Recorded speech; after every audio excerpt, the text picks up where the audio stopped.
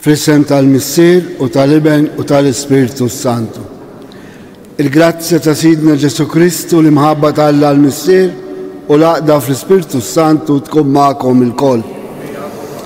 Illum il-Knisja qed tiċċelebra t-tifkira ta' żewġ aħwa u wieħed minnhom isqof u saru padruni tal-Ewropa huma l-qaddisin San Ċirillu u San Metodju isqof li ħadmu ħafna fil-pajjiżi Slavi, Ċekoslovakkja u dak in-naħret, fejn xandru it-tagħlim tal-Knisja u qalbu wkoll l-iskrittura bil-lingwa tagħhom. Għexu fis-sena madwar 850. U għad-dover tagħna llum bl-interċessjoni tagħhom nitolbu għall-Ewropa biex il-prinċipji kristjani li fuqhom inbniet u kif ngħidu aħna donnu naqqas dan l-ispirtu kristjan fit-tmexxija tal-Ewropa. Nitolbu biex ikun hemm għaqda iktar fl-Ewropa fuq il-prinċipji u l-valuri insara. Biex niċċelebraw kif jixtaq din il-liturġija mqazza, nitolbu maħfra taħtijietna. Mulej int għandek il-kelma tal-ħajja, mulej ħnina. Kristu int id-daw u l-verità tagħna, Kristu ħnina. Mulej int il-ħajja u l-qawmen tagħna, mulej ħnina. Iħenna lina Alla li jista' kollox jaħfrilna d-nubitna u jwassalna għal-ħajja ta' dejjem. Il-qudisa din nofruha għall-irwieħ tal-familja Kamilleri u Buħaġar. Nitolbu.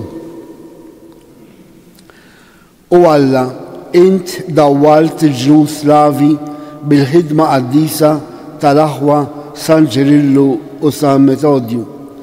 Dawwal li qlubna bit-tagħlim tiegħek u għamel li l-koll inkunu poplu wieħed maqut fl-istqarrija tal-fidi nisranija. Bibnek Ġesu Kristu Sidna li hu Alla u miegħek jgħix u jsaltan fl-imkien mal-Ispiritu Santu għal dejjem ta' dejjem.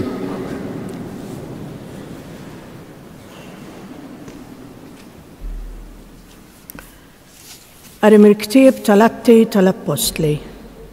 F'dak iż-żmien Pawlu u Barnaba bil-kuraġġ kollu qalu: hekk kien meħtieġ li l-kelma ta' Alla titħabbar lilkom l-ewwel, billi intom qegħdin twarbuha u jidrilkom li ma tistħoqilkomx il-ħajja ta' dejjem, aħna se nduru fuq il-pagani għax hekk ordnalna l-mulej.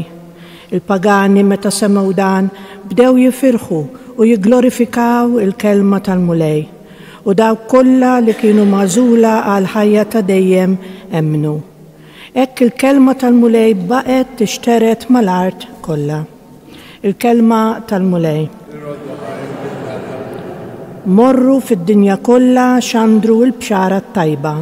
Morru fid-dinja kollha xandru l-bxara t-tajba. Faħru l-mulej ġnus kollha, sebħuh popli kollha. Morru fid-dinja kollha xandru l-bxara t-tajba. Għax kbira hi t-tieba tiegħu magħna, il-fedeltà tal-mulej tibqa' għal dejjem. Morru fid-dinja kollha xandru l-bxara t-tajba.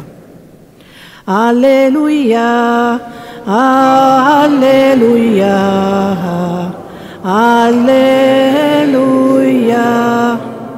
Il-mulej ikkonsagrani biex inwassal il-bxara tajba lil-fqajrin, batni inħabbar il-ħelsien lill-imjasrin. Alleluja.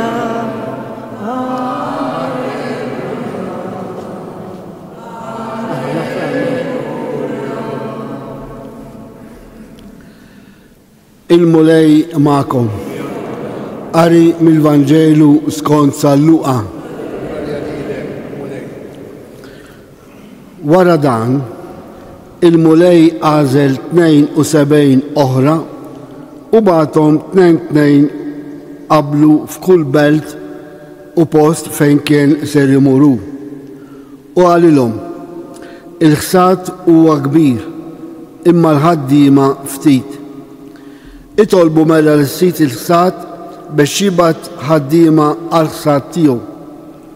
Morru araw qed nibgħatkom bħal ħrief qalb il-pub. Teħdux magħkom la but, la ħorġa u lanqas req, u treq fi treq issellmu lil ħadd. Fid-dar fejn tidħlu l-ewwel għidu islem lil din id-dar, u jekk fija ikun hemm min iħobb islem, jistreħ islem tagħkom fuqu. Jekk le, it-tislima tagħkom terġa' lura għandkom. Ibqgħu għand dik il-familja u kulu u xorbu milli jkollhom huma, għax il-ħaddiem ħaqqu ħlasu.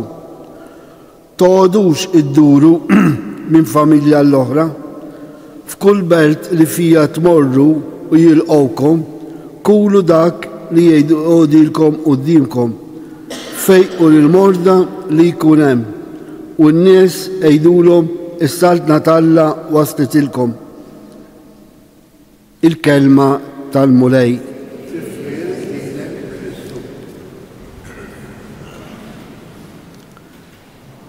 X'inhu id-dover tal-Knisja? Mhix dak li xxandar il-Vanġelu, u din hija missjoni tal-Knisja kollha. U hawnhekk nixtieq li nifhmu daqsxejn sewwa il-vokazzjoni li għandna, li nkunu xhieda tal-Vanġelu. Ġesu f'din is-silta jibgħat 72 disċipli. Ma bax biss 12 biex imorru fid-dinja ixandru l-Vanġelu, imma jibgħat id-disċipli kollha tiegħu. U hawnhekk nidħlu aħna bħala kif smajna fl-ewwel qari, il-xandira tal-kelma Talla għandha tasal għand kulħadd, anke għand dawk pagani. U għaliex aħna bil-mamudija ikkonsagrati għal-mulej. U allura ejjew nirriflettu ftit. Illum il-Knisja ida twassal il-Vanġelu lil-ġnus kollha. Jien naħseb hemm impenn kbir. Imma dan huwa il-kompitu, jiġifieri il-missjoni prinċipali tal-Knisja li xxandar l-aħbar it-tajba li hija l-imħabba ta' Alla l-Missier lill-bnedmin kollha. Ħafna drabi u sikwit dik il-frażi li ngħidu tolbu mela lil sit il-ħsad biex jibgħat ħaddiema għall-ħsad tiegħu. Ħafna drabi tiġi interpretata biex ikun hemm iktar vokazzjonijiet. Veru. Imma biex ikun hemm iktar vokazzjonijiet, irid ikun hemm knisja, familji speċjalment, li jkunu verament insara. Għaliex forsi l-Knejjes illum jgħidu qegħdin joqsu n-nies? Għaliex qegħdin joqsu s-saċerdoti u l-vokazzjonijiet reliġjużi? Mhix għax naqas l-ispirtu Kristjan fil-familji tagħna? Għaliex mhux il-predikaturi biss jippritkaw il-Vanġelu, imma l-komunitajiet, il-parroċċi, l-insara. Aħna veru mhux kulħadd ikollu dik il-missjoni li jippritka li jxandar il-Vanġelu bħal huma l-isqiegħed, is-saċerdoti, il-missjonarji, il-katekisti. Imma anke bħala Knisja rridu nagħtu xhieda tal-fidi tagħna. San George Preka kien jgħid illi l-eżempju ikaxkar. U Ġesu qalilhom ukoll min jara lilkom jara lili. Jekk aħna l-insara verament ngħixu l-ħajja l-islamija kif jixraq u b'ċerta maturità Kristjana, naħseb nistgħu nxandru din l-aħbar it-tajba lil kulħadd.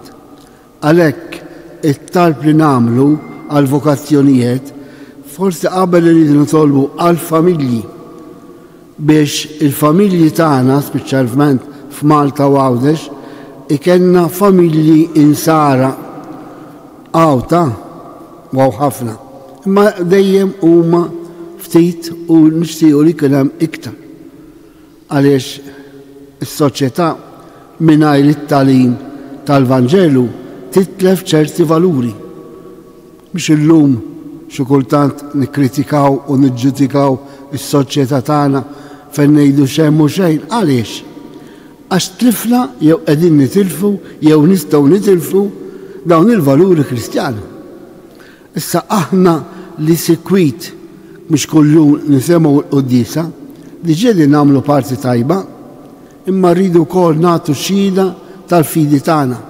Għax fl-aħħar mill-aħħar il-Knisja tagħti xhieda tal-fidi tagħha akkosta kollox.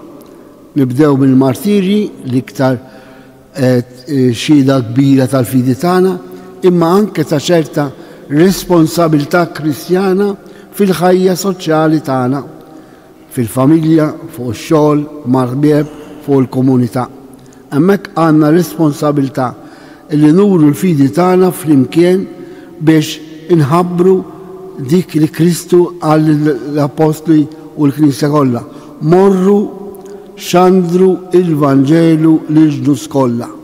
U l-Vanġelu jixxandar bil-kelma u bil-ħajja bix-xhieda tagħna.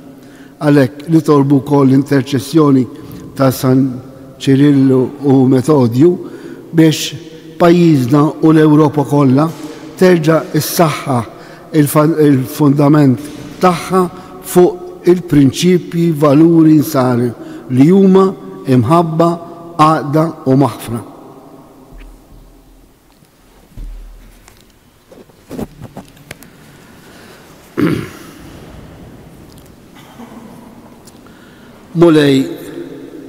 Il-mulej ħerisna mid-dnub biex infaħlu dejjem u roddu ħaj. Għalhekk nitolbu mulej ilqa it-talba tagħna. Mulej sabiex il-poplu nisrani fl-Ewropa iwettaq bl-emil is-saċerdozju profetiku u reali li rċieva fil-Mamudija billi jasal kollox lejn Alla. Nitolbu sabiex dawk li għandhom is-seta fis-soċjetà, il-kapijiet tan-nazzjonijiet mod partikolari, jagħtu widen għal kull bniedem u jirrispettawh bħala don tal-Alla għal ġid tal-komunità. Nitolbu sabiex il-ġenituri li għandhom ulied b'diżabilità jgħixu bil-fidi il-missjoni li Alla fdalhom fidejhom. Nitolbu sabiex iċ-ċaħda għal ħażin li kull wieħed u waħda minna għamel fil-Mamudija issir impenn b'responsabilità fil-ħajja tagħna ta' kuljum bħala insara. Nitolbu permetturi talba bit-Taljan għax hemm komunità żgħira issegwi din il-quddiesa. Fratelli e sorelle, preghiamo il dono della fede perché possiamo testimoniarla nella nostra vita come segno di fedeltà alla parola e anche un annuncio di salvezza a tutte le persone intorno a noi. Preghiamo. Nitolbu il-res ukoll it-tal personali tagħna. O Alla, li ħlaqt kollox tajjeb ħalli qatt li d-dnub tagħna neqerduh kull ma inti għamilt sewwa. Imma għatina li narfu nwaslu kollox għal milja tiegħu fi Kristu li miegħek jgħix u jsaltan għal dejjem ta' dejjem.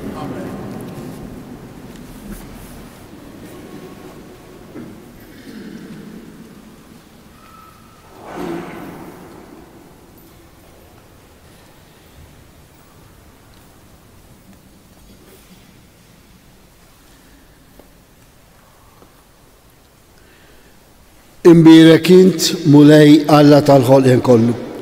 Għax fit-tjubitek tajtna dan il-ħobs qegħdin nofrulek frott tal-art u xogħol il-bniedem li minnu jisralina il-ħobs tal-ħajja.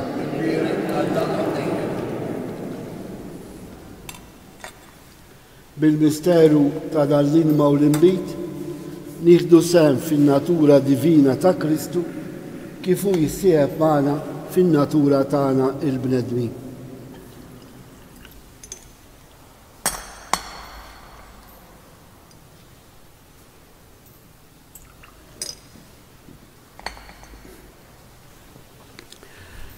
Imbierek int mulej Alla tal-ħolqien kollu. Għax fi tubitek tajdna dal-bita din nofrulek. Frotta d-dilja u xogħol il-bniedem li minnu jisralina ix-xorb tar-ruħ. Itolbu ħuti biex is-sakrifiċċju tiegħi u tagħkom ikun joġob lil Alla l-Missier li jista' kollox.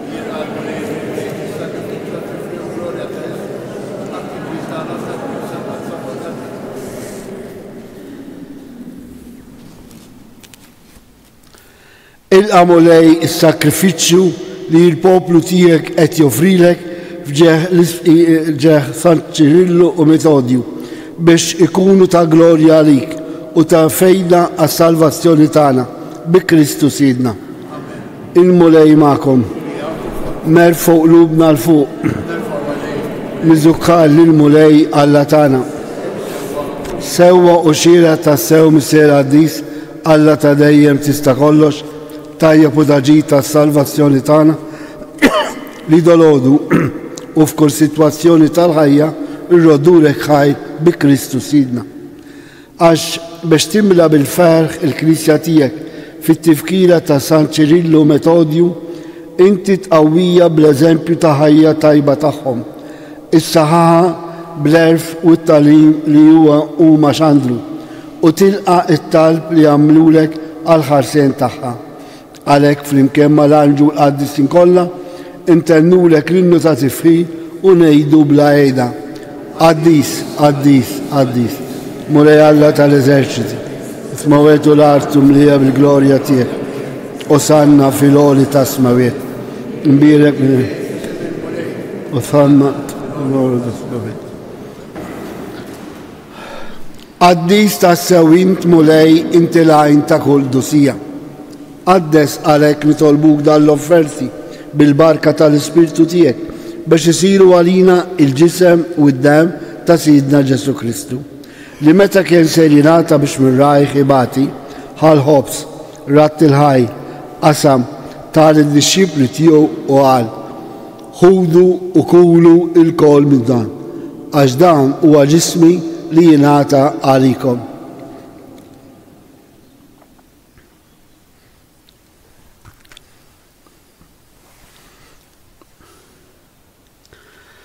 Ekku kol wara li klaħal kalċi, reġerat il-ħaj, tal-disċipli tiegħu u qal, ħudu u xorbu minnu l-kol, għax dan huwa l-kalċi ta' demmi, tal-patti ġdid li jibqa' dejjem, id-dem li xxerret għalikom u għal-bnedmin kollha għal-maħfra tad-nubiet.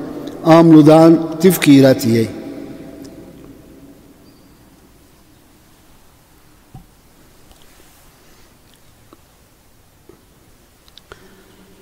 Danu il-misteru tal-fidi, inħablu l-Mettija.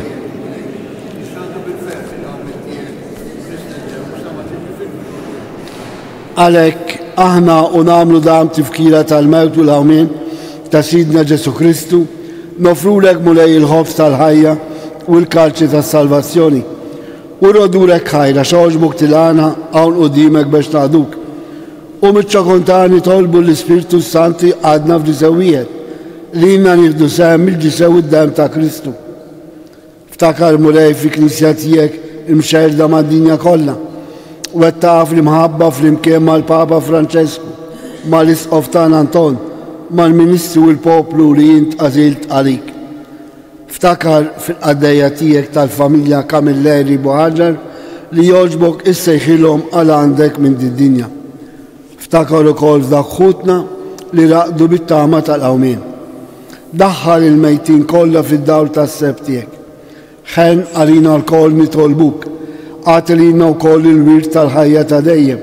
Flimkien mal-Verġi Mqazzom Alla Marija, San Giuseppe, l-Apostli, San Ċirillu Metodju, San Ġorġ Preka u l-Qaddisin kollha li jgħixu fil-biberija tiegħek sa mill-bidu tad-dinja.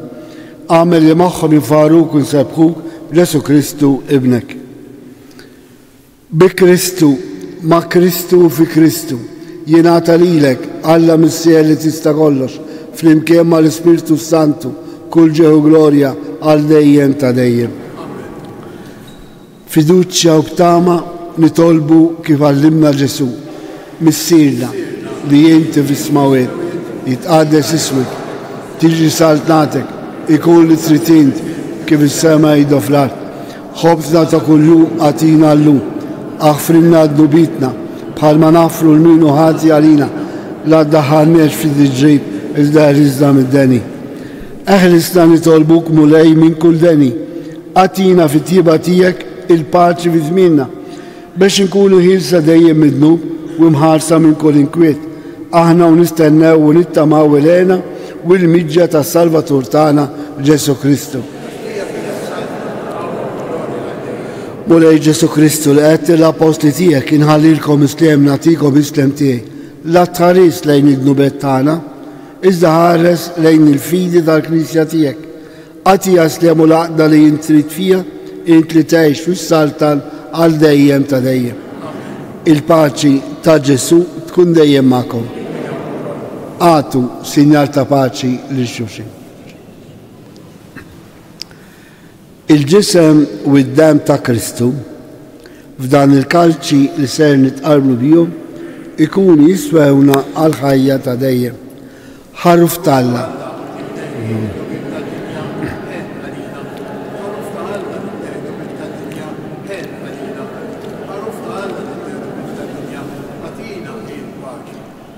Danu Ġesu, danu l-ħaruf talla li jnaħħi d-nubet ta' dinja. ħen jinaħna l-mistidna għall-ikla tal-ħaruf.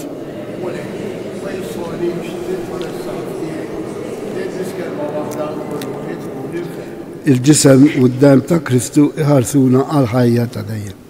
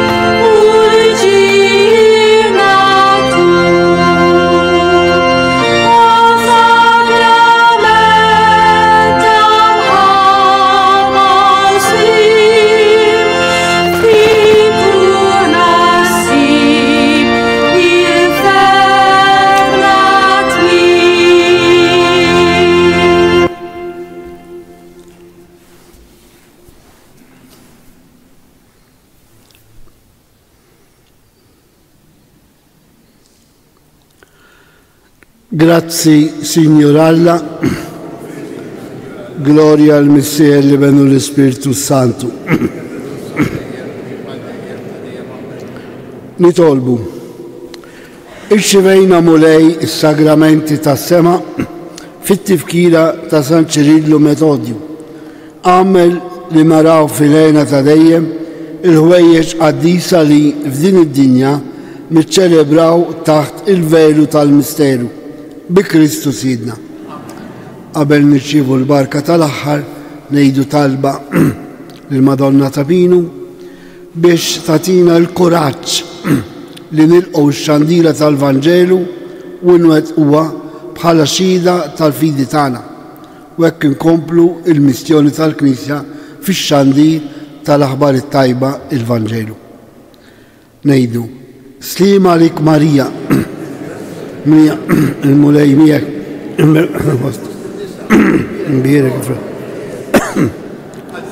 Marija Malla tloba lina metin bi issa fis-sija tal-mewt tagħna u Marija li dħalt fid-dinja mingħajr seba' il-mulej magħkom iberikkom Alla li jista' kollox il-Missier, l-Iben u l-Ispiritu Santu. Morru għejxu il-paċi ta' Kristu. Il-ġurnata tajba lil kulħadd.